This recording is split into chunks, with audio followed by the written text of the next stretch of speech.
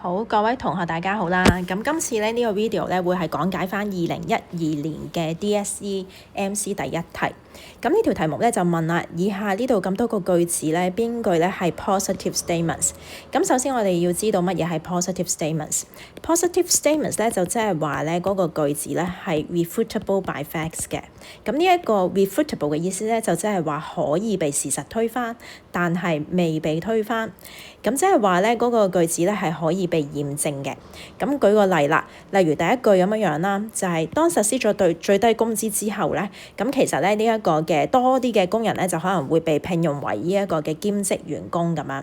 咁我哋的確可以向咧實施咗最低工資之後咧嚟到去搜集一啲嘅證據啦，去嚟到去睇翻究竟係咪真係多啲嘅工人咧係會被獲聘為兼職員工嘅。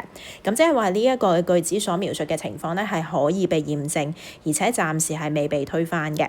咁所以第一句係 positive statements。咁第二句亦都係啦，實施咗最低工資之後，少咗一啲 low skill workers 係會失業。咁同樣地啦，我哋都係可以咧係去搜集翻一個資料嚟到去睇翻，究竟呢一個句子咧嗰個嘅推論咧係會唔會被推翻嘅。咁第四句亦都係啦，實施咗呢個最低工資之後咧係會令到呢一個收入差距拉闊。咁同樣亦都係可以咧透過搜集資料證據啦嚟到去睇翻呢一個嘅陳述係咪會被推翻嘅。嗱，咁關於 positive statements， 除咗佢係 refutable by facts 呢個係個定義之外咧，咁另一樣嘢大家都要留意咧，就係 positive statements 咧係不會牽涉任何嘅價值判斷喺當中嘅。咁即係話，如果個句子當中係牽涉咗一啲個人嘅主觀嘅看法咧，咁就唔係 positive statements 嚟㗎啦，反而應該係 normative statements。咁就好似第三句咁。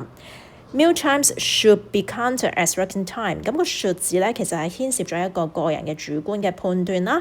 咁變相咧就即係話咧，佢係違反咗 positive statements 嘅定義嘅。咁所以第三句咧就唔係答案啦。咁所以呢一條答案就係 dot 啦。